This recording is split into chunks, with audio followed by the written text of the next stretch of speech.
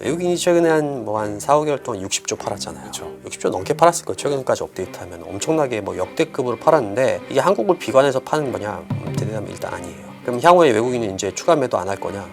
할 가능성이 높다고 봐요. 근데 이게 주식시장에 별로 영향이 없다. 제 세 가지를 이제 지금부터 증명해 볼게요. 네. 그래서 외국인 수급을 관념적으로는 되게 중요할 것 같지만 이렇게 정리하고 나면은 그렇지가 않다는 거를 이걸 어떻게 부정하겠습니까? 데이터가 이렇게 나오는데 누가 그래도 다 이렇게 나오는데.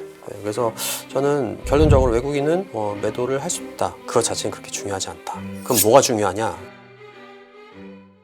이란 전쟁은 끝일까요? 방송에서 말하기 힘든 이선엽 대표의 포트폴리오 재편 전략을 4월 12일 오프라인에서 들어보세요. 자세한 내용은 고정 댓글에 있습니다. 리스크에 대한 민감도가 네.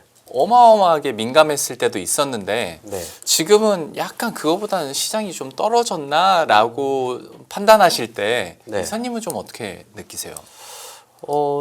그건 이제 이벤트에 따라서 조금씩 차이 있는 것 같아요. 근데 일단 저번 달에 했던 거 잠깐 네. 정리하고 넘어가면은 네. 보신 분들 아마 얘기를 들으시면 기억날 거예요. 뭐 저희가 그때 했던 게 강세장에서 이제 조정의 특징을 얘기하면서 네. 두 가지 얘기했죠. 하나는 강세장에서는 하락이 더 빈번하게 나타난다. 예. 그리고 두 번째는 하락폭이 더 크다. 네. 평소엔 2, 3% 하락하면 와 많이 하락했네라고 하지만 이번에 훨씬 더 클 거다 했는데 이번에 그렇게 됐죠. 근데 이게 사실은 말씀하신 것처럼 그때 뭐 이란 사태가 날 줄은 절대 몰랐죠. 근데 그 정도 과열 상황이었으면은 꼭 이란 사태가 아니었어도 그때 그 얘기죠. 그냥 스스로 빠지지 않지만 이벤트만 터지면 훅 빠진다. 그런 것들.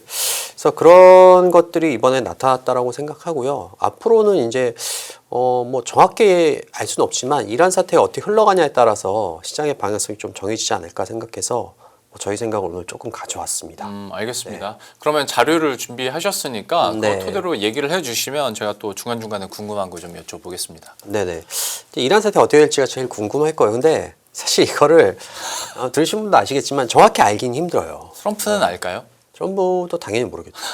알 수도 있고 모릅니다 저는. 근데 이제 이게 데이터를 기반으로 한 전망들을 예. 상대적으로 좀 맞추는 게 그나마 좀 용이한데 사람의 마음을 읽어야 되기 때문에 쉽지 네, 않아요. 네. 근데 한 가지 우리 힌트는 있습니다. 왜냐하면은 트럼프 이분이 지금까지 했던 패턴들이 옛날에 썼던 그 협상의 기술인가요? 네. 거래 기술, 네. 그거랑 상당히 비슷한 것들을 한다는 거예요. 특히 이번에 저희가 주목한 건 어떻게 앞으로 할지 모르겠지만 저희가 착안한 점은 관세 협상 때랑 너무 비슷하다. 너무 비슷하다. 지금부터 뭐가 비슷했는지 좀 말씀드릴게요. 네. 아마 들으시면 좀 웃길 거예요. 먼저 1기 때하고 2기 때 각각 이제 관세 전쟁을 했는데 1기 때 먼저 볼게요. 첫 번째 여기 보시면은 처음에 이제 8월 24일자 기사입니다. 이때 이제 트럼프가 뭐라고 했냐면은 기자들 앞에서 중국 필요 없어요 이제는. 이제 전쟁뿐이고 이제는 9월에 대중 수입 관세를 더 높이겠어라고 한 거예요. 근데 주가 폭락했거든요. 네. 자, 이제는 끝났나 보다. 전쟁이란 게 이제 장기화 되겠구나라고 한 거예요. 근데 갑자기 한 3일 만에 나타나서 8월 27일에 뭐라고 했냐면은 트럼프가 기자들 앞에서 깜짝 발언합니다. 뭐라고 했냐? 중국이 협상을 원한다고 전화가 왔다. 뭔가 좀 비슷하죠, 그렇죠? 기자들이 놀란 거예요. 그래서 그 다음날 아침에 바로 가가지고 중국한테 물어봤어요. 왜 전화했어요, 트럼프한테? 근데 중국이 뭐라고 하냐? 난 전화한 적 없는데? 맞아요. 무슨 얘기지? 이런 일이 있었어요. 그래서 이제 이제 기자들이 트럼프가 또 이게 허풍을 했나 보다 이렇게 생각했죠. 그래서 다음 기자회견 때 물어봤어요. 트럼프한테. 전화 안 했다는데요? 그랬더니 뭐라고 하냐면 아니다. 오늘은 아예 다른 레벨의 사람이 나한테 전화를 했다. 중국은 지금 거래를 원하고 있다. 이게 지금 사실 이름만 중국을 이란으로 바꾸면 똑같죠. 근데 이때뿐만 아니라 2기 때도 이거 또 썼습니다. 네. 우리가 자꾸 망각을 하기 때문에 이랬다 저랬다 막 하는 것 같지만 보세요.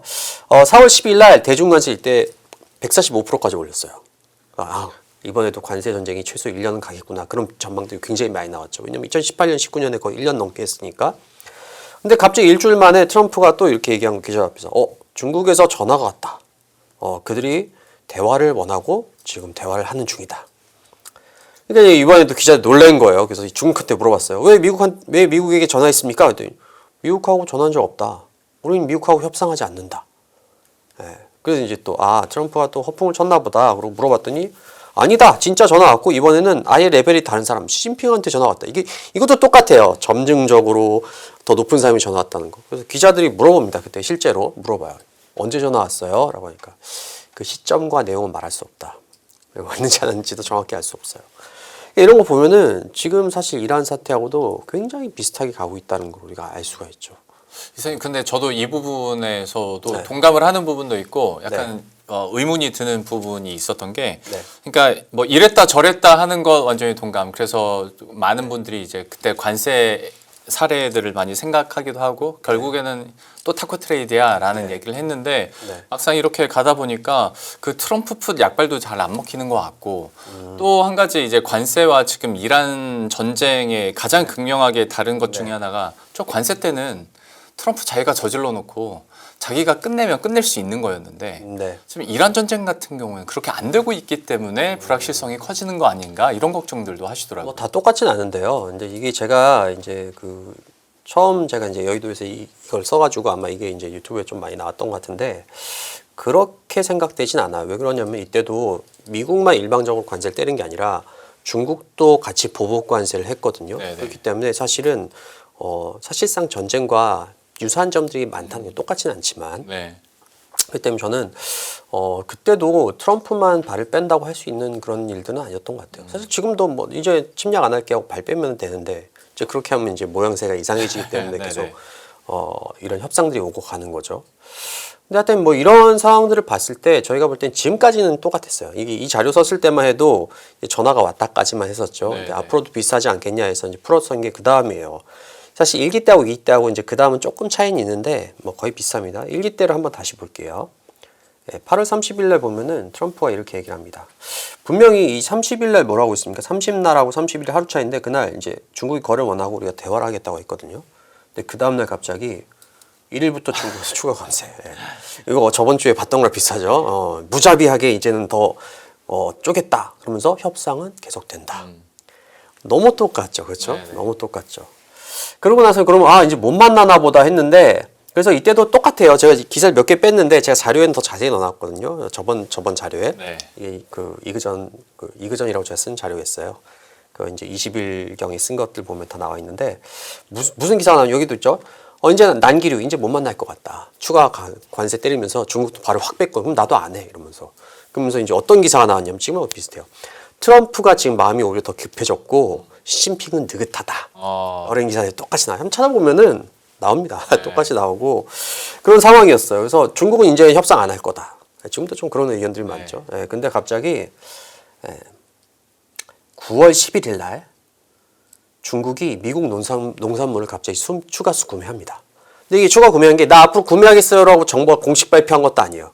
은근슬쩍 오더가 오고 그게 통관이 된 거예요. 그러니까 업체에서 우리 거 오더도 오고 통관도 됐는데 너네도 그러니까 옆에 공물업체도 우리도 이거 뭐지 뭐 됐나 막 이렇게 된 거야. 그러니까 이게 공개적으로 이제 면이 상하니까 서로 이제 얘기는 안 하지만 이런 식으로 약간 물밑 작업을 하는 것 같아요. 너네들 협상하고 싶은 그런 식의 신호를 보내라 이렇게. 그리고 이제 그 다음 14일 날 어떻게 됩니까? 트럼프도 10월 1일 날 예정된 대중관세 2주를 연기하면서 협상 테이블이 열려요. 이기도 한번 볼까요?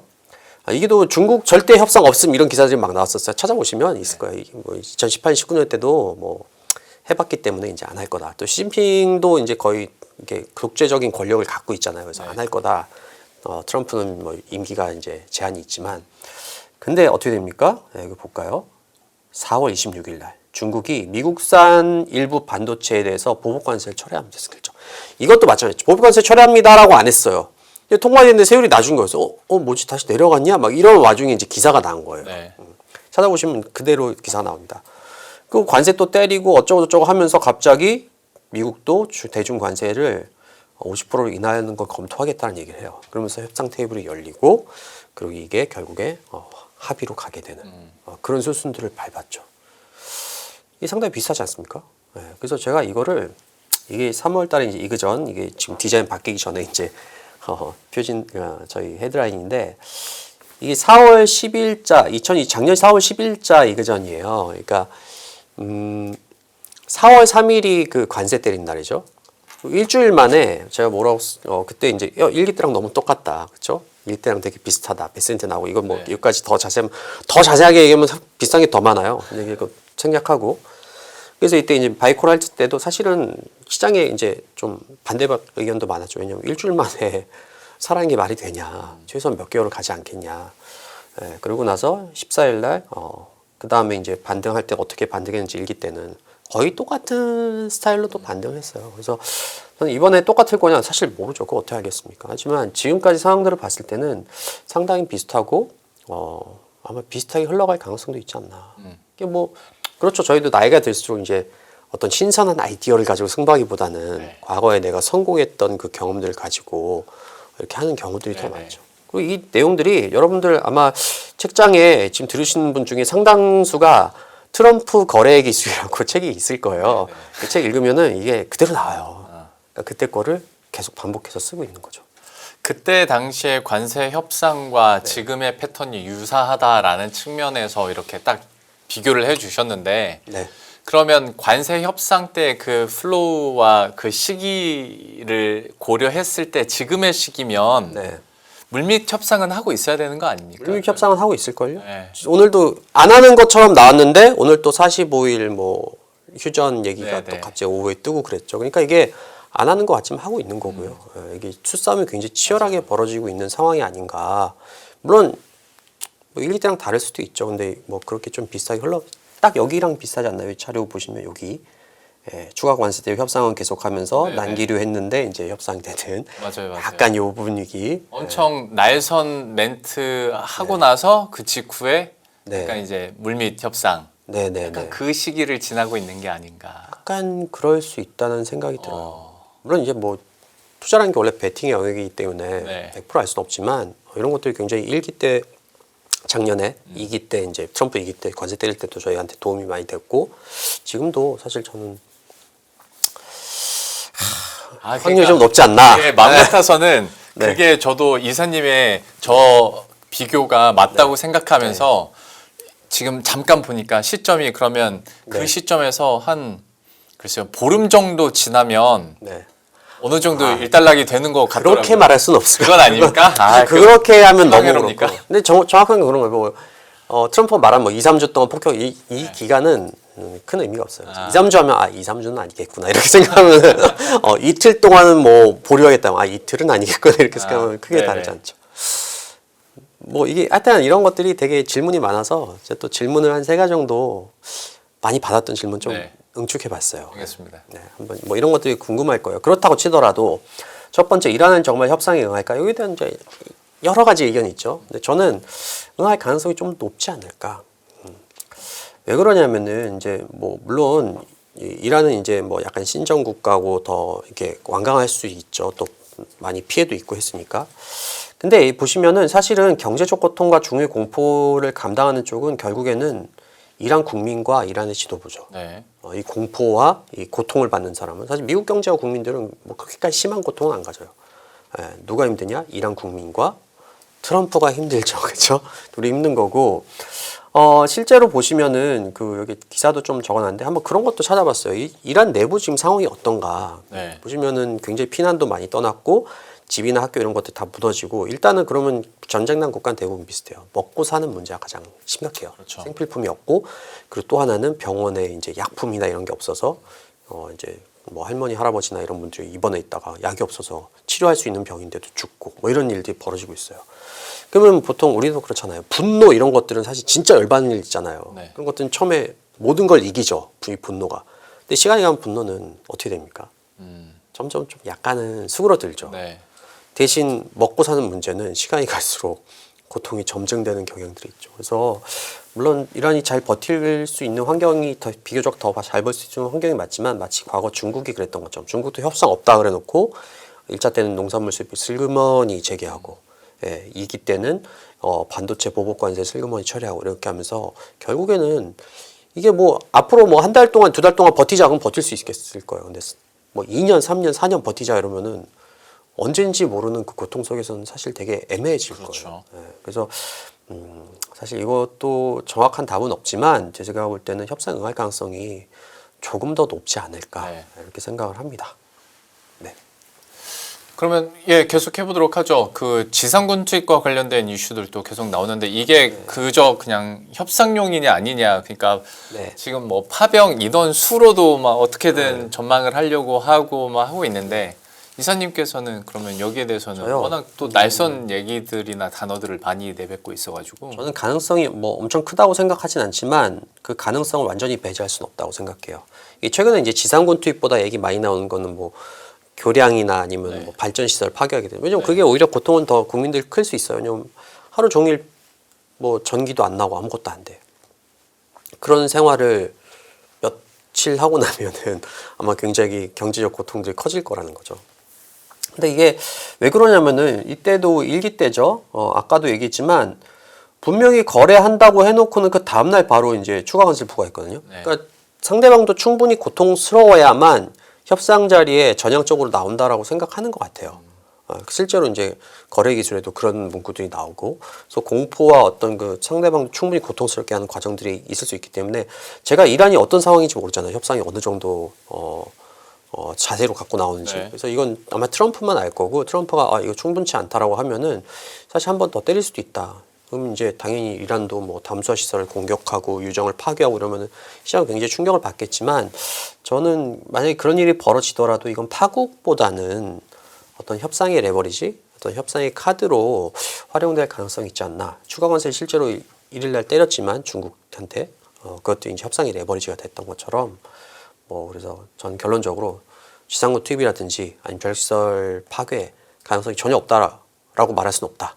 하지만 그게 끝은 아닐 것 같다. 그걸 하더라도 그렇게 생각은 하고 있습니다. 지상군을 투입했을 때 여기서 또 미군의 인명 피해가 나타났을 때 정치적 그 부담감도 사실 트럼프에게는 있는 거 아니겠습니까? 그렇죠, 그렇죠. 뭐 그것까지는 제가 군사 전문가는 잘 모르는데 뭐 이렇게 할 수 있어요. 지금 뭐 하르그 섬이나 뭐 이쪽 몇 개 군데 있잖아요. 지금 후보지가 5개 여기도 꼽았는데 여기 아니고 엉뚱한 데 할 수도 있고요. 유정시설 있는.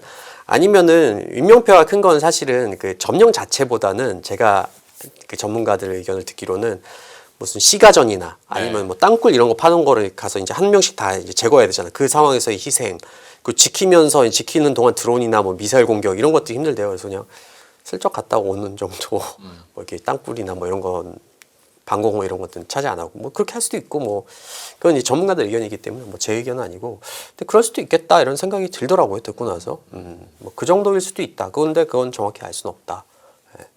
뭐 투입할 가능성이 높냐? 그럼 높다라고 생각은 안 하지만 가능성이 있다. 이렇게 보는 것 정도죠. 알겠습니다. 그러면 지금의 이런 현황들과 어떤 분석들을 토대로 했을 때 네. 결과적으로 이제 미국과 이란이 합의를 할 수 있을 것인가? 그 가능성에 대해서는 어느 정도로 보십니까? 지금 이 앞에서 보시면은 이제 제일 많이 질문한 게 이제 협상에 응할까? 여긴 그래도 응한다라는 응답이 조금 더 맞는 것 같아요. 전문가들 의견이. 네. 근데 이제 문제는 여기서 있는 이제 확률이 쭉 떨어져요. 합의가 가능하냐? 그러면 힘들다라는 의견이 좀 더 많은 것 같아요. 근데 저는 가능하지 않을까 이렇게 좀 생각해요. 근데 이게 어떻게 가능하냐? 지금 요구 보면은 이 요구 둘이 한 요구 보면 이건 전혀 들어줄 수가 없어요, 서로. 이거만 보면 이제 완전한 합의를 생각하면 이건 불가능해요. 그렇죠. 근데 트럼프의 합의 스타일을 이것도 또 볼 필요가 있어요. 무역 합의 때 어떻게 합의했는지. 네. 이게 또 되게 중요한 포인트입니다. 한번 보세요. 트럼프는 두 가지를 했는데 첫 번째는 1기 때도 그렇고 2기 때도 그렇고 전부 90일 유예라는 임시 협의를 둘 다 했어요. 지금도 오늘도 기사 나온 게 뭐 45일인데 뭐 90일 될 수도 있고 30일이 될 수도 있어요. 일단 90일 유예를 임시 합의했는데, 그래서 이때 어땠냐면 90일 유예하고 나서 90일 동안 협상했는데 잘 안 됐어요. 그리고 이제 90일 시간이 다 지난 거예요. 그래서 시장이 그때 또 하락했어요. 왜냐면 야 이거 합의가 안 됐네? 그럼 관세 전쟁 또 시작이네 이렇게 생각할 거 아니에요? 네. 근데 실제로 어떻게 됐냐? 이게 2기 때도 기억이 나시는 분도 있을 텐데 90일 지났는데 아무 일도 없었어요. 그날도 아무 일 없었고 다음 주 그 다음 달 뭐 2달 3달 지나도 아무 일도 없었어요. 그러니까 트럼프한테는 아까도 얘기했지만 90일 뭐 이런 것들은 사실 의미가 별로 없어요. 그러니까 45일하고 이번에도 방금 보는 뉴스인 것들 45일 휴전하고 그때 종전 협의를 좀 해보자 뭐 이런 건데, 그게 45일일지 90일일지 뭐 그건 사실 제가 볼 때는 큰 의미 없을 거다. 이런 식으로 트럼프는 합의한다는 거예요. 두 번째로 1차 미중 합의를 2019년에 했었죠. 그러고 나서 2차, 3차 이게 최종 결의까지 안 가면 또다시 관세를 때리겠다 이런 협박을 되게 많이 했어요. 실제로 1차 미중 합의하고 나서 그 다음에도 이제 2차 합의하기 위해서 계속 만났거든요. 근데 그 다음에 계속 합의가 안 됐어요. 미국하고 중국하고. 네. 너무 첨예하게 대립해가지고 결국엔 안 됐어요. 그래서 어떻게 된지 아세요? 다시 관세 때렸나요? 아니요. 1차 합의가 바이든 정부 때까지 기본 최종 합의가 결국 돼버렸어요. 바이든 정부 때 까지 그냥 그 세율을 내고 그냥 끝나버렸죠. 그래서 트럼프는 이런 식의 합의를 하는 거예요. 그래서 이번에도 최종 합의, 1차 합의만 하고 최종 합의는 계속 협상에 나갔다. 만약에 말 안 들으면 다시 무자비한 폭격 이렇게 하지만 그냥 넘어갈 수도 있어요. 그렇게. 아, 근데 저는 이 부분에서 약간 괴리를 느끼는 게 네. 관세야 아까 얘기해 주신 것처럼 네. 그냥 아무런 반응을 안 하고 물밑에서 그냥 통관시켜주고 네. 세율을 그 정도 아니요, 선에서 아니요. 이렇게 마무리 지면 되는 아니요. 건데. 세율은 정했죠. 1차 합의 때. 세율을 정했는데 그때 몇 프로였지? 10%인가? 그 정한 게 그냥 계속 유지가 됐다는 네, 뜻이에요. 그러니까. 물밑으로 그런데 몰래 한 건 아니고. 물밑으로 했다는 게 아니라 그러니까 그 정도의 수준을 그냥 쭉 그냥 가져가면 되는 건데 이게 전쟁 같은 경우는 어쨌거나 합의가 됐든 종전이 됐든 뭔가 세레모니가 있어야 되는 거 아닙니까? 아니요. 그럴 필요가 없죠. 왜냐하면은 제 생각엔 이런 식으로 한다면 뭐 이렇게 될 수 있어요. 예를 들면 뭐 핵무기를 뭐 파괴한 걸 뭐 검사를 받는다 이런 것도 그냥 그럼 거부할 수도 있잖아요. 예를 들면은 그냥 그런 식으로 거부? 계속 받아 거부? 그 협의 안 됐네. 그럼 얘 나도. 그럼 옛날 상태로 가는 거고 그렇죠? 네. 약간 그런 식으로. 그다음에 이란 너 확실히 개런티해 이제 공격 안 하겠다고. 그것까지는 못 하겠어. 하지만 어느 정도까지 내가 안 할게. 네가 이것만 안 하면. 그것도 협의 안 되면 그냥 그렇게 쭉 가는 거예요. 그럼 옛날 상태랑 똑같은 그게 거예요. 없네요. 네, 그게 오히려 더 좋아요 트럼프한테. 왜냐하면 한번 생각해 보세요. 내가 트럼프라고 생각해 보세요. 결론 다 냈어. 짜란 이게 우리 결론입니다. 최종 결론입니다 하면 정치평론가나 아니면 뭐 야당이나 국민들이 뭐라고 생각했어요? 이거 하려고 이란을 침공했어? 이거 우리가 진 거 아니야? 이렇게 하느니 이거 임시아니야. 내가 더 걔를 몰아붙여가지고 말 안 들으면 다시 때려서라도 할 거야. 그러고 다음에 흐지부지. 그러면 1차 합의가 딱 그랬거든요. 그러니까 이제 누가 이기고 졌는지 이런 것들이 시간이 가니까 그냥 관심이 없는 거예요, 사람들이. 그래서 1차 합의 이것도 우리가 지금 기억이 잘 안 나잖아요. 1차 합의가 끝이었어요. 그게 최종 합의였어요. 그게 이제 바이든 정부 때까지 그게 고정이 됐죠. 참 그렇게 돼도 열받네요. 근데 맞죠. 이게 진짜 이렇게 되면은 사실 주가가 물론 다시 오르겠지만 중간중간에 뭐 옛날처럼 한 번에 쭉쭉쭉쭉 막 작년 하반기처럼 그렇게 오르진 않을 수도 있어요. 그러겠네요. 네, 그런 것들이 있죠. 그리고 약간 불안들이 계속 좀 남아 있을 수 네네네. 있으니까. 근데 아마 트럼프 스타일이 1기 무역 협상, 2기 무역 협상 다 마찬가지. 2기도 우리나라가 이게 불안전한 거고 앞으로 계속 협의하겠다고 했는데 그게 왜 아무것도 없잖아요. 그냥 이거 그거 끝이에요, 그냥. 이런 식으로 많이 해요. 뭐 왜 그런지는 저도 잘 모르겠어요. 그럼 결과적으로 시장도 뭐 V자 반등은 힘들 거다고 얘기는 해주셨지만 어쨌거나 그 이슈별로 네. 부침은 계속 겪을 수밖에 없는 상황이네요. 근데 그러면 이미 거의 W자가 V는 아니었으니까 그렇죠. 그래서 첫날 하락하고 사실 10% 하락하고 이제 바이콜이 꽤 나왔는데 이제 저희는 아니다 이번엔 18에서 한 23% 정도 사이까지 빠질 수 있다. 이것도요 사실은 저번 달에 살짝 얘기했어요. 얼마나 많이 빠질지는 아는 방법이 어느 정도는 있어요. 그러니까 이번에 20% 빠졌잖아요. 고점 대 종가로 네네. 했을 때 이것도 저희가 어떻게 18에서 23% 사이 빠질 걸 알았냐? 간단해요. 이거 비밀 알려드릴게요. 그 전에 얼마나 빠르게 상승했는지 보면 돼요. 예, 그러니까 쉽게 말해서 강하게 상승했을수록 그 전에 네, 그 다음 조정은 큰 경우들이 많아요. 물론 네. 100%는 아니죠. 근데 네. 대부분 그런 경우들이 훨씬 더 많아요. 되게 쉬워 보이잖아요. 근데 이 플레이가 이 투자가 이런 식의 투자가 굉장히 어려워요.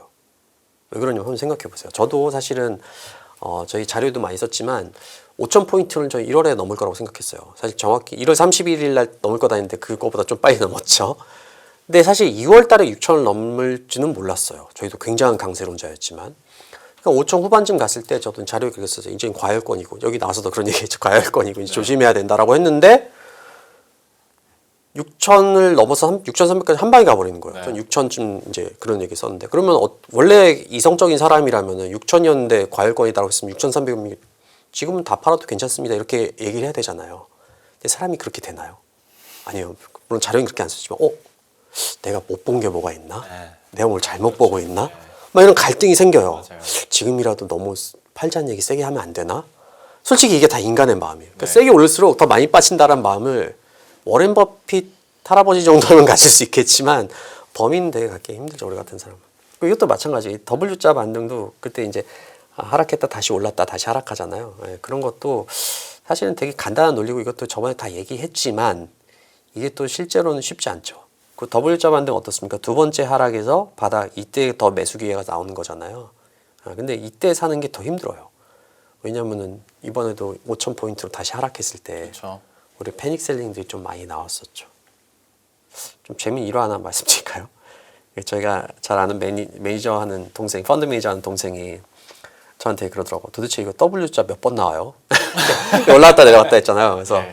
제가 말없이 보내준 게 이 오른쪽 차트인데 이 2011년 미국 신용등급 강등당했을 그때거든요. 네. 보세요. 몇 번입니까 이거? W 엄청나죠. 사실 이거 그렸을 때는 그런 생각했어요. 아, 왜 이렇게 왔다 갔다 했나 이렇게 했는데 지금 이 상황에서 이 차트를 보니까 그때 투자자들의 마음이 이해가 가요.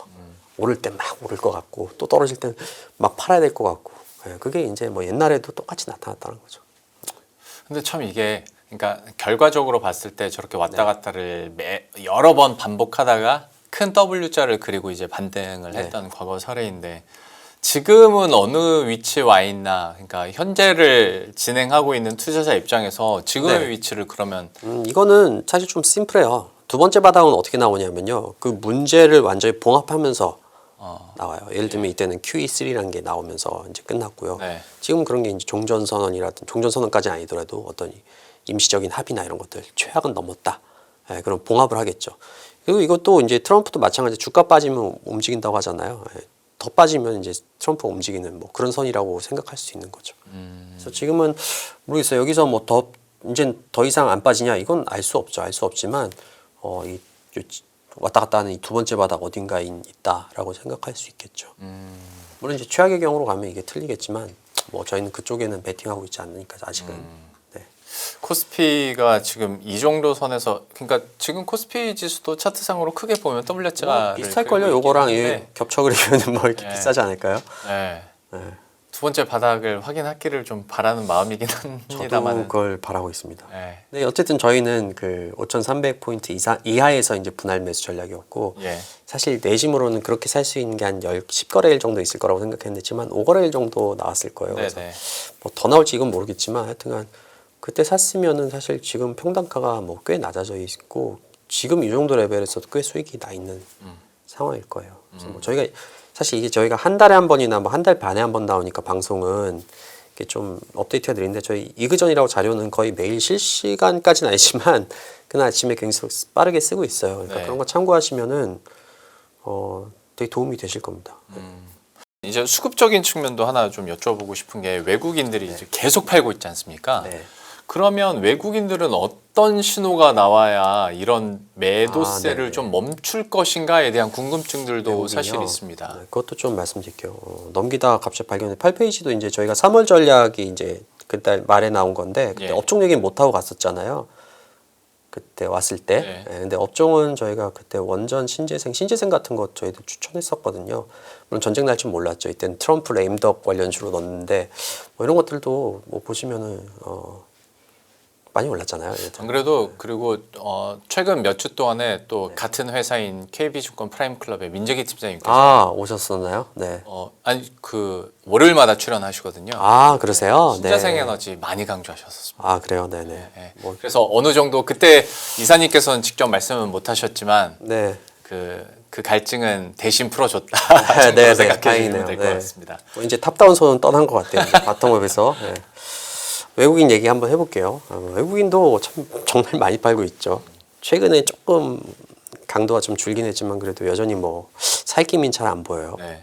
그럼 한번 생각해 봐야 돼요. 이제 외국인을 생각할 때 사실 이게 좀 사족인데 제가 다음에 수급 유동성 분석 이런 것들을 말씀드릴 기회가 있으면 한번 따로 나와서 네. 말씀드릴 텐데 저는 사실은 수급이나 유동성 분석을 거의 안 합니다. 옛날에 했었어요. 주니어 때는. 주니어 때는 저도 많이 했는데 어느 순간 뭔가 깨닫고 안 해요. 안 하는 이유를 잠깐 말씀드리면 어떤 걸 깨달으셨습니까? 첫 번째는 주가 설명력이 없어요. 뒤에서 말씀드릴게요. 궁금해하는 것만큼 주가를 설명력이 별로 없어요. 그러니까 외국인의 수급이 아니면 수급 전반. 외국인 수급이건 뭐건 다 수급 전체를 그래요? 통틀어서 외국인 수급은 더 안 맞고요. 뒤 차트로 보여드릴게요. 네. 두 번째는 이렇게 들으면 무슨 소리야라고 할 텐데 그 데이터 안 보셔서 그래요. 데이터 보면 다 알 수 있어. 이번에도 그렇죠. 외국인 지금 10월부터 계속 팔고 있는데 주가가 그때 뭐 3천 후반 뭐 네네. 4천 왔다 갔다 했었죠. 그리고 두 번째는 어느 순간 깨닫는 게 있어서 뭐냐면은 전망이 안 돼요. 외국인이 살지 안 살지 이거를 그들의 마음을 읽어서 전망하는 게 그건 사실상 불가능한. 불가능하지 않나요? 그것도 한 명도 아니, 트럼프 한 명도 못 읽겠는데, 그 수천만의, 뭐 수천만인지 모르겠지만, 그 수많은 투자자들의 마음을 읽어서 막 살 거다, 이게, 저는 모르겠더라고요. 뭐 그런 방법 아마 고안하신 분 있을 수도 있어요. 전 모르겠어요. 그래서, 야, 이거 모르겠다. 차라리 이거를 전망하느니 기업 실적 전망하고 통화정책 전망해서 주가를 추론하는 게 더 쉽지 않나 그런 생각해서 주니어 때는 많이 했지만 지금 안 해요. 근데 주니어 때는 왜 많이 했냐? 사실 솔직히 얘기하면 이게 설명하기 되게 좋아요. 궁금하고 막 그렇잖아요. 그렇죠. 예, 나중에 지나가면 왜 그랬냐? 외국인이 어떻게 해서 뭐 이러면 일단 쉽잖아요. 직관적이잖아요. 예, 근데 사실은 지금 뭐 그렇진 않습니다. 그건 나중에 기회 되면 한번 말씀드릴게요. 그거 꼭 나중에 들어야 됩니까? 그거 데이터도 많이 이제 전 데이터를 꼭 보여드리잖아요. 네네. 이 그전 쓴 게 그림으로 보는 전략이 그런 생각을 했어요. 이게 차트로 증명되지 않으면 말할 수 없다. 그러니까 그냥 막 재밌게 얘기한다고 해서 외국인 파니까 어떻게 됐어요? 이건 데이터로 그럼 증명해줘. 네. 증명 안 되거든요. 그래서 증명을 할 수 있어야 된다. 그래서 이그전이에요. 그래서 차트 네. 증명. 그래서 그 약간 비트겐슈타인의 그 유명한 말 있잖아요. 말할 수 없는 것에 대해서 침묵을 지켜라. 그거를 좀 감명받아서 응용해서 차트로 그릴 수 없는 거는 말하지 마라. 네. 차트로 그려도 사실은 컬레이션이 갑자기 바뀌어가지고 상관성이 틀리는 경우가 뭐 사실 아주 적지 않거든요. 가끔씩 있거든요.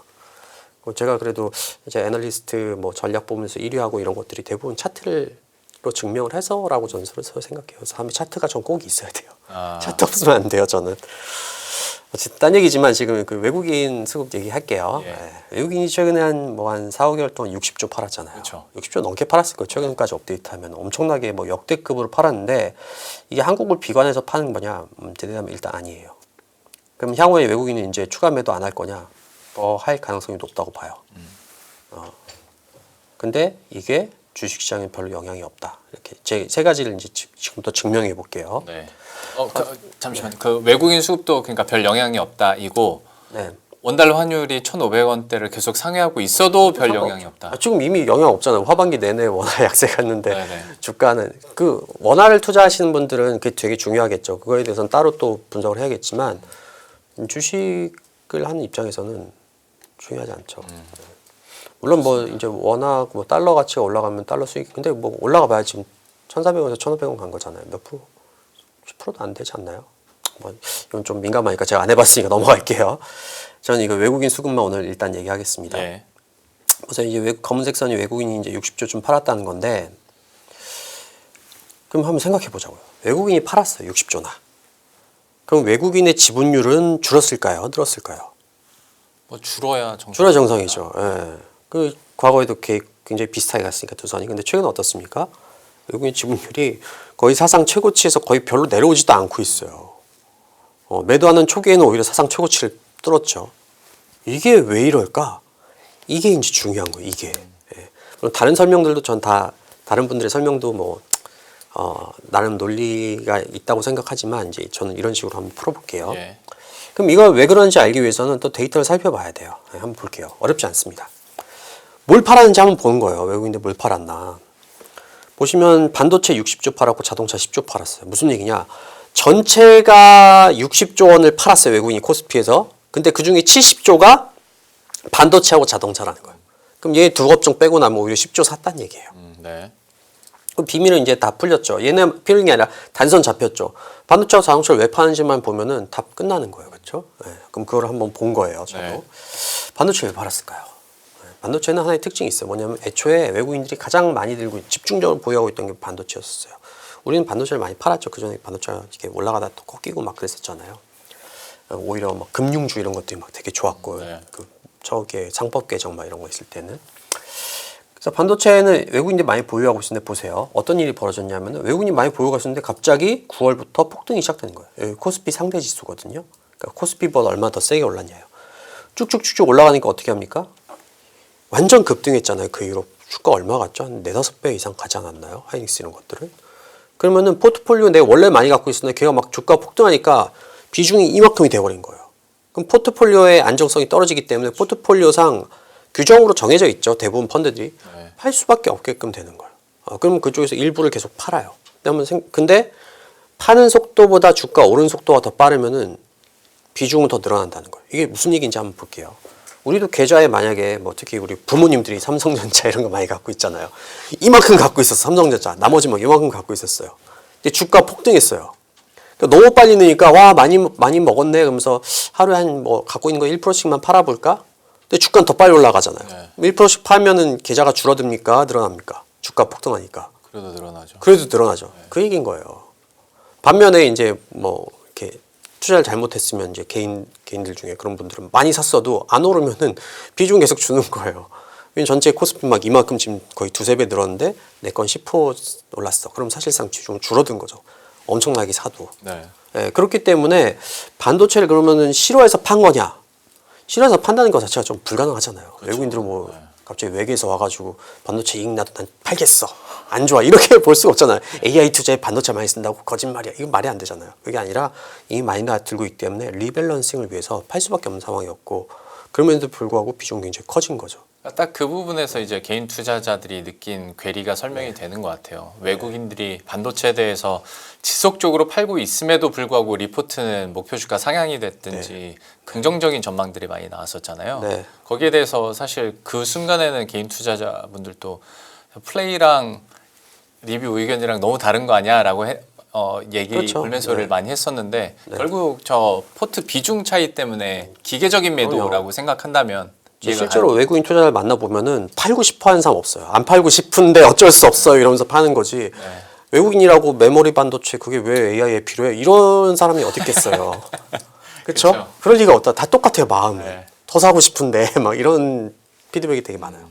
자동차 넘어가 볼까요? 네, 자동차도 많이 팔았죠. 시총 대비로도 정말 많이 팔았어요. 근데 자동차도 마찬가지예요. 원래 외국인들이 많이 들고 있었기 때문에 비슷한 논리가 적용이 되는데 특히 여기는 가치 투자자, 밸류 펀드라고 해요. 가치 투자자 있잖아요. 쌀 때 사서 비싸면 판다. 이런 투자들이 되게 많이 들고 있었어요. 해외는 이제 밸류 펀드들이 굉장히 많거든요.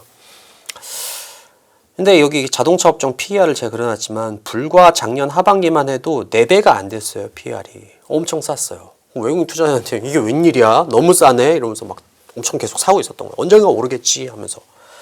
근데 오르긴 올랐어요. 근데 뭘로 올랐냐 아시겠지만 엉뚱하게 로봇 테마에 붙어가지고 테마주로 폭등했어요. 특히 연초에 CES에서 그 뭐죠 보스턴 아틀라스. 다이내믹스 아틀라스가 공개되면서 야 대박 하면서 급등했어요. 네. 그럼 밸류 투자자는 가치 투자자는 어떻게 하겠습니까? 주가 지금 4-5배 이상 올랐어. 당연히 팔아야 되는 거 당연히. 싫어서 한국 너무 미워. 이거 절대 안 돼. 막 난 로봇은 믿지 않겠어. 막 이래서 판 게 아니라 팔 수밖에 없는 환경인 거예요. 그렇게 되면 당연히. 이게 웬 떡이냐 하면서 파는 거죠. 그러면은 이것만 갖고도 우리가 앞으로 외국인들이 살지 더 팔지 알 수가 있어요. 생각해 보세요. 우리 삼성전자 이런 것들 뭐 하이닉스 뭐 현대차 이런 거 더 올라요. 그럼 지분율 더 올라갈 거 아니에요. 네. 그럼 또 리밸런싱 필요하잖아요. 그럼 팔겠죠. 이만큼 팔아도 지금 여기 조금 떨어졌잖아요. 더 팔아봐야 뭐 30, 한 4%, 5%까지밖에 안 떨어질 거 아니에요. 예전 평균 정도? 네. 그럼 팔 수도 있잖아요. 리밸런싱 위해서. 그러면 생각하면 외국인들 추가 매도를 할 수도 있겠구나. 라고 우리가 추론을 할 수 있는 거예요. 그럼 $1도 생각보다는 빠른 속도로 떨어지진 않을 수도 있겠구나. 이렇게 우리가 추론을 할 수가 있는 거죠. 어떤 얘기인지 아시겠죠? 네. 네. 근데 마지막 결론 하나 더 할게요. 근데 그게 안 중요해.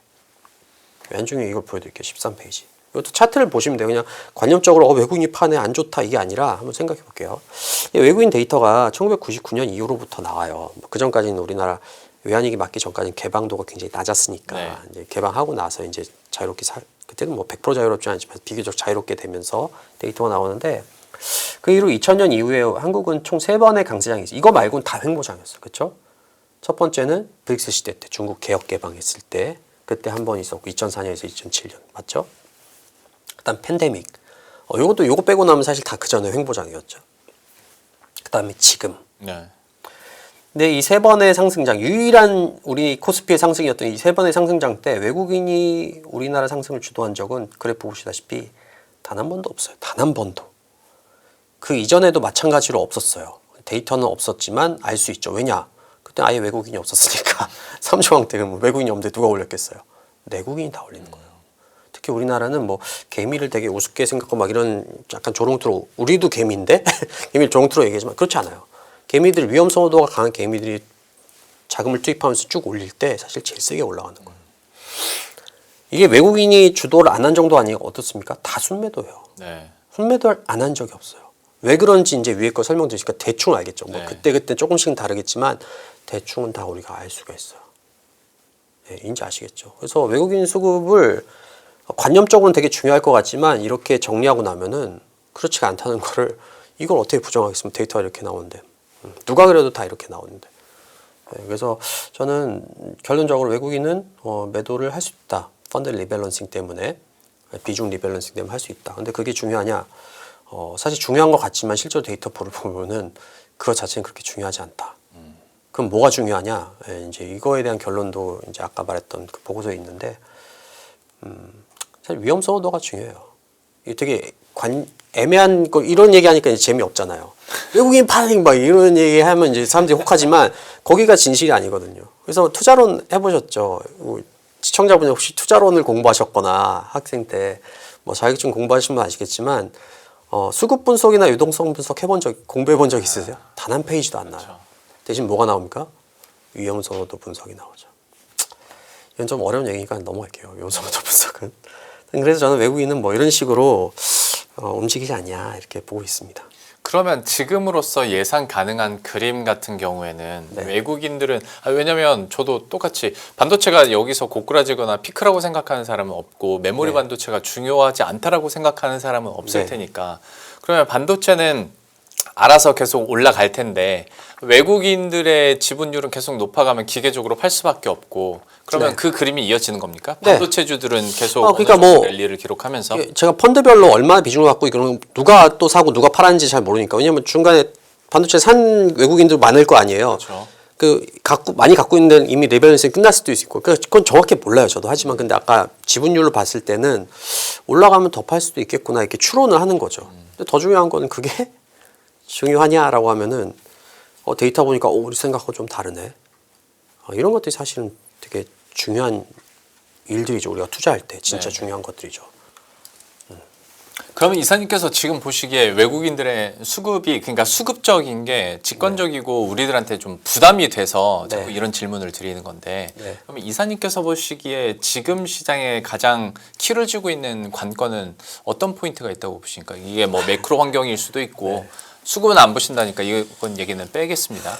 이거 진짜 얘기하려면 좀 어려운 얘기인데 아까 말한 것처럼 위험소득 언제 자극되는 조건이 만들어지느냐 이게 되게 추상적이잖아요. 근데 저한테는 이게 너무 중요해요. 왜냐면 이거 가지고 지금까지 뭐 베스트 애널리스트 1위도 6년 연속으로 하고 있고 이런 거거든요. 그러니까 이게 제가 다 설명 여기 드리려면 그건 너무 복잡하니까 그건 제가 거두절미하고 그냥 이 전에 이제 결론 위주로 써요. 어떤 게 좋다. 근데 그게 이제 위험소득 자극을 어떻게 하는지 이런 것들 제가 생략하는 거죠. 그래서 위험소득가 다시 자극되려면은 이것도 이제 거두절미하고 얘기하면 제가 볼 땐 전고점 돌파하잖아요. 네. 돌파 전까지가 제가 볼 땐 좀 쉽지 않을 거라고 보고요. 설사 이란 문제가 해결돼도 완전히 끝나는 게 아니라면은 네. 그게 좀 시간이 좀 걸릴 거라고 생각하고 돌파하면 그때부터 위험소도 되게 세게 붙을 거라고 생각해요. 뭐 그 데이터는 저희가 다음에 한번 기회 되면은 왜 그렇게 생각하는지 보여드릴게요. 그러니까 제가 궁금한 게 그 네. 돌파는 트리거는 그럼 어디서 나옵니까? 그거 진짜 복잡한 얘기인데 지금 제가 아까 올라가는데 좀 주저주저 할 수 있다. 이건 제가 자꾸 결론만 듣고 싶어 해가지고 이게 다음 거 또 있는데 시간이 이건 점점 못 하겠네요. 끝나가고 있어서 제가 초조해서 그렇습니다. 오늘 세 번째 얘기도 있는데 세 번째 얘기는 네. 다음에 할게요. 네네. 사실 이게 종료가 돼도 마음껏 끝났다고 말할 수가 없어요. 왜냐면 호르무즈 해협 문제도 있지만 그 다음부터 이제 펀더멘탈로 봐야 되는데 펀더멘탈 그러니까 경제 상황이라든지 이런 것도 있잖아요. 이런 것들도 몇 개 기스가 냈어요. 특히 통화 정책 같은 것들이 되게 애매해진 상황이에요. 그렇죠. 그러니까 유가가 뭐 그 얘기 많이 하죠. 유가가 이제 하락하겠죠. 하락하겠지만 그 다음에 바로 50불 때 옛날로 돌아가는 게 아니라 올해 말까지는 한 70불 때. 그다음 내년 되면은 뭐 50불 때 이렇게 하잖아요. 네. 그럼 인플레에 대한 우려가 있는 거예요. 그렇죠. 지금 문제가 또 하나 뭐냐면은 이것도 한번 생각을 해봐야 돼요. 우리가 의심을 계속 해봐야 돼요. 컨센서스만 따라가면 돈을 벌 수가 없어요. 컨센서스 맞으면 다행인데 안 맞는 경우도 많으니까. 예를 들면 지금 유가가 급등했잖아요. 그래서 여러 경제연구소나 이게 해외에서 나온 얘기가 뭡니까? 스태그플레이션 얘기잖아요. 투자 심리가 꺾이고 고유가 때문에 소비 심리가 꺾이니까 스태그 우려가 있다. 이건 맞는 얘기라고 생각하세요? 맞을 수 있지만 한번 조금만 생각해보면 좀 의심스럽다는 생각이 들 거예요. 왜냐하면 한번 질문해 볼게요. 이런 사태 때문에 정말 투자 심리가 꺾여서 AI 투자가 중단되거나 줄어들었나요? 그러니까 거기서 괴리를 느끼는 것 같아요. 그게 중요한 거예요. 맞아요. 괴리를 느끼고 그다음 하나 더 가면 진짜 좋아요. 한 걸음만 더 나가면 투자를 정말 잘할 수 있어요. 그러면 소비도 있잖아요. 소비도 엄청 줄이셨나요? 약간 애매하잖아요. 게다가 지금 논문들 보면 이게 K자 이게 다 양극화 소비잖아요. 근데 고소득층은 논문 많이 나와요. 유가가 올라도 소비 탈성이 거기에 그렇게 민감하지가 않아요. 네. 그러니까 별로 안 줄고 지금 백화점도 오늘 막 그런 유통주도 많이 올랐지만 여기서 지금 막 다 판매가 좋은 게 아니라 이런 고가 제품들이 생각보다 좋고 뭐 이런 거잖아요. 네. 기대감들이 생기고. 그럼 이게 웃긴 거예요. 왜냐하면 스태그플레이션 맞냐는 거예요. 아니잖아요. 그럼 이런 것들이 통화 정책을 되게 헷갈릴 거예요. 실제로 지금 미국 고용도 잘 나왔죠. ISM 제조업주도 잘 나왔죠. 뭐 내부로 보면 뭐 몇 개 뭐 자본이 있다고 하지만 하여튼 서프라이즈였죠. 그 전에 컨슈머 컨피던스 인덱스 그러니까 소비 신뢰 지수도 서프라이즈인 거예요. 3월 달께. 3월 달께 어떻게 오르겠어? 꺾이겠지 했는데 올라 버렸어. 네. 이런 것들이 결국 통화 정책 어떻게 해야 되는지 고민이 생길 거라는 거예요. 이런 것들이. 그럼 어떻게 됩니까? 결론이 그냥 K자로 하고 마무리되는 것들이 너무 아니죠. 많아서. 이런 것들이 이제 그러면 이제 시장에서 이란 문제가 끝나도 호르무즈 해협 문제들이 간간히 나올 거고 이런 것들도 소화하는 과정들이 또 필요해요. 전쟁이 만든 잘못된 오판이니까 잘못된 결정이 좋은 결과를 낳기 힘들잖아요. 그럼 걔네들이 어떤 결과를 낳을 건지 뭐 이런 것들을 좀 소화하는 과정들이 필요하다는 거죠. 볼 때. 그래서 안 좋다는 게 아니라 올라가는데 막 우리가 지금 12월부터는 도파민이 터지잖아요. 2월까지. 그 속도로 생각하면은 조금 혼란스러울 수도 있다는 거예요. 하지만 결국 이런 것들 소화하고 나면은 계속 펀더멘탈은 좋아지기 때문에 올라갈 거다. 하지만 문제는 뭡니까? 그 이후도 한번 생각해 봐야겠죠. 유가는 높아졌는데 이 소비 심리가 이게 여전히 강하고 안 꺾였어요. 그럼 단기적으로는 좋죠, 이게. 좋지만 결국엔 그래서 올해 말이나 내년 초 가면은 연준은 어떤 생각하겠어요? 성장률은 한 3, 4%예요. 근데 물가도 한 3, 4%야. 그럼 명목 성장률이 막 7에서 8%예요. 근데 연준 금리는 막 3%대야. 어떤 생각하겠어요? 올려야죠. 뻔하죠. 그러면 아까 말했듯이 제가 하반기에 잘은 모르지만 조정이 또 가을쯤에 있을 거다. 과거에 그런 패턴이다 이런 얘기했잖아요. 그때 또 그거 보면 돼요. 그럼 또 우리가 피할 수 있는 거예요. 이게 되게 중요하죠. 왜냐하면 우리 이번에도 저희가 이거 하고 이제 매도콜을 했었거든요. 이그전에서 그거 잘 해서 바닥에서 5,300에서 샀으면은 사실 되게 오히려 이 사태가 땡큐인 거잖아요. 올해 가을에 또 있을 거라는 거. 가을일지 뭐 그게 늦여름일지 이건 가봐야겠지만 연준 말로. 그게 어떤 걸지 모르겠지만 주가 높은 상황에서 연준의 불안감이 있는 상황에서 뭐 하나만 터져도 그러면은 이거는 울던 아이 뺨 때리는 건 비슷한 거. 지금도 마찬가지죠. 2월 달에 너무 많이 올랐고 뭔가 불안감을 느끼는 상황에서 이라는 게 뺨을 때린 거잖아요. 그렇죠. 물론 그런 것들이 이런 것들이 이란 사태를 날지 모르겠지만 그렇게 해서 우리가 피할 수 있는 거고 그때도 이제 그럼 얼마 하락할 거냐. 이거 똑같은 거 또 쓸 거예요. 저는 하나의 이제 그때 막 상황에 따라서 덧붙인 논리보다는 계속 관통해서 설명할 수 있는 그런 걸 만드는 거 되게 좋아하거든요. 그때도 마찬가지예요. 그럼 얼마 올랐는지 각도 보고 각도 이제 계산할 수 있잖아요. 비슷하게 올랐던 시기들 다 살펴보고 하면 이제 하락폭이 나와요. 그때도 그렇게 똑같이 했거든요. 이번에도. 그럼 이제 그런 걸로 피할 수가 있죠, 우리가. 네. 그러니까 이 시점을 지나갈 때도 그 생각을 많이 했던 게, 그러니까 꼭 뭐 연준의 통화 정책 이슈나 전쟁 이슈가 아니더라도 일례로 제가 느끼기로는 터보컨트 얘기 나왔을 때도 그냥 울고 싶은 아이 빵 때리는 타이밍이 하필 그랬어서 터보컨트 또 스파 가격도 좀 빠지고 그때. 맞아요. 네. 그러다 보니까 이렇게 많이 흔들렸구나. 맞아요. 느꼈었는데 그게 하반기에도 꼭 그런 거대한 전쟁이나 통화 정책에 대한 이슈가 아니더라도 네. 그런 부침들은 하반기에 계속 있을 여러 수 가지가 있다. 이제 쌓이면서 거봐 내가 위험하댔지 이런 생각들이 여러 사람 갖게 되면 폭락이 나오는 거죠. 네네. 아유 쉽지 않네요. 그래서 이거 어쩔 수 없어요. 이게 저야 직업이니까 이걸 맨날 보잖아요, 데이터를. 근데 여러분들은 다 볼 수 없잖아요. 대신 요즘에 유튜브 이런 거 많으니까 사실 꼭 제가 아니어도 돼요. 저는 이렇게 해서 저는 꽤 많은 이게 많은 조언들을 했지만 사실 워렌 버핏이 뭐 제 방법을 알고 투자해서 부자 된 건 아니잖아요. 그러니까 다른 잘 맞는 분들하고 같이 하시면 좋고 뭐 그중에 혹시 제 걸 보신다면은 저도 이게 잘 맞는다면 저하고도 잘 호흡을 맞추면서 수익률을 많이 올릴 수 있을 거라고 저는 생각합니다. 수익률만 올리는 게 아니라 경제가 어떻게 돌아가는지도 더 올바르게 이해할 수가 있죠. 그래서 뭐 나오고 있는 유튜브 영상뿐만 아니라 또 이사님께서 발간하고 있는 보고서도 저희가 계속 쫓아가면서 한번 내용 읽어보도록 할 텐데 네. 그럼 이제 큰 그림에서의 어떤 설명들은 저희가 들었으니까 네. 마지막 한 10분 정도는 약간 이벤트들도 잠깐 좀 의견 듣고 싶습니다. 네. 특히나 삼성전자 실적 앞두고 있기 때문에 이거를 좀 이 사안을 어떻게 그러면 보고 계신지도 궁금하긴 합니다. 일단 증권가나 시장에서는 실적에 대한 전망치나 네. 내가 만족감을 느낄 수 있을 만한 수치가 계속 막 높아지고 있는 분위기지 않습니까? 네. 그러면 삼성전자에 대해서는 좀 어떻게 전망하시는지 실적 이후의 흐름은 또 어떻게 보고 계신지 궁금해서요. 제가 뭐 삼성전자, 뭐 하이닉스 이렇게 따로 분석을 하지 않고 그냥 반도체 산업 이런 것들은 저희가 커멘트를 하는데 네. 저희는 뭐 그렇게 뭐 꺾이고 이런 사이클은 아니라고 생각해요. 그것도 저번에 와서 말씀드렸나 모르겠는데 일단 경기 사이클이 꺾기 전에는 저는 이게 뭐 반도체 사이클이 완전히 꺾이는 상황은 없다고 생각해요. 그래서 사실 뭐 실적이 내일 어떻게 나오냐 이건 오히려 반도체 애널들이 알 수 있을지 모르겠지만 저는 그거를 정확히는 알 수 없죠. 하지만 이런 것들이 뭐 그것 때문에 조정받는다면 또다시 뭐 매수 기회가 될 수 있다라고 생각하고요. 뭐 이번에 저 터보컨트 이런 것도 네. 잡으면 될 수 있다고 생각해요. 또 4월 23일 날 브라질에서 공개인가요? 뭐 제가 알기로는 학회에서 그것도 이제 지켜볼 필요는 있어요. 왜냐하면 저는 이게 뭐 엄청나게 꺾을 거라고 생각은 전혀 안 하지만 이럴 수는 있죠. 예를 들면 뭐 우리 입장에서 반도체 가격 오르는 게 좋잖아요. 네. 막 응원하고 더 올라라 막 꺾이면 어떻게 왜 꺾이지 막 이러는데 반대로 이걸 투자하는 AI 업체 입장에서는 마이크로소프트라든지 메타 입장에서는 정말 미워요.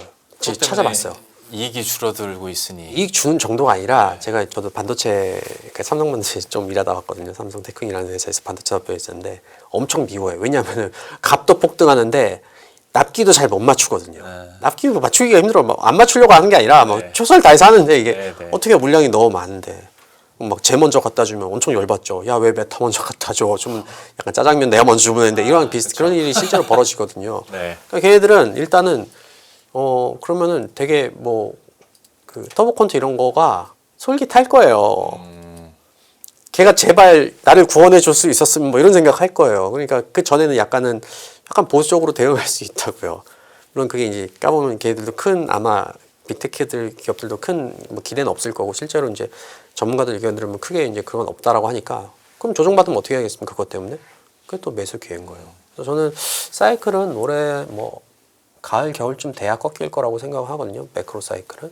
그 전까지는 저는 괜찮지 않을까. 반도체에 대해서는 그런 전반적인 뷰를 갖고 있고요.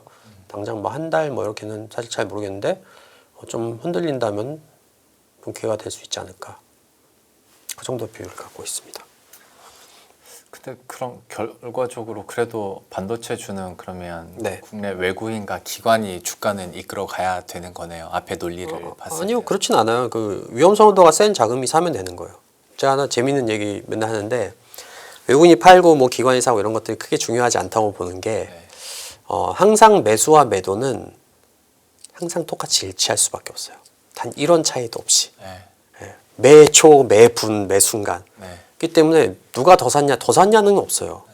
더 산 게 아니라 그러면 누군가 더 팔았기는 똑같이 있으니까 산 똑같죠. 거고. 네. 그럼 무슨 결과 남냐? 아까 그 대고리타분한 위험 선호도 얘기했지만 얼마나 위험 선호도가 높은 애가 샀냐가 중요한 거예요.